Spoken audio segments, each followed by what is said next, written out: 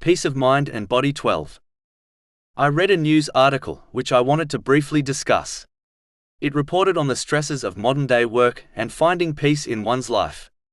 It is a universal aim and goal for all people, irrespective of their faith or social class, to achieve peace of mind in this world.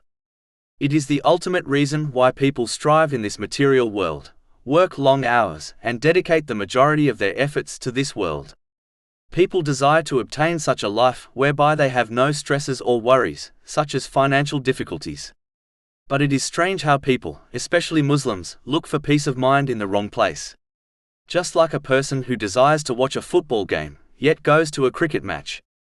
Allah, the Exalted, has made it clear that true peace of mind only lies in His obedience, which involves using the blessings He has granted them in ways pleasing to Him, as outlined in the Holy Quran and the traditions of the Holy Prophet Muhammad, peace and blessings be upon him. Chapter 13 Ar-Ra'd, verse 28. Unquestionably, by the remembrance of Allah hearts are assured. And chapter 16 An-Nahl, verse 97. Whoever does righteousness, whether male or female, while he is a believer, we will surely cause him to live a good life, and we will surely give them their reward in the hereafter according to the best of what they used to do. Whenever a person seeks peace of mind in the material world, it will only lead them further away from their goal, as it will encourage them to misuse the blessings they have been granted. Whenever a person sets a target in respect to this material world, that target will only lead on to more targets. This continues until the person departs this world without obtaining what they were looking for. It is obvious that the rich do not obtain true peace of mind, as they stress more than normal people, and whatever they obtain of the world ends up becoming a burden for them.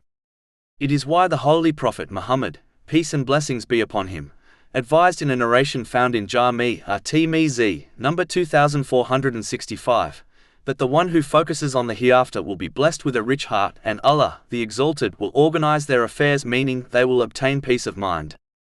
But the one who focuses on the material world will only see their poverty, and their affairs will become scattered, meaning they will not achieve peace of mind.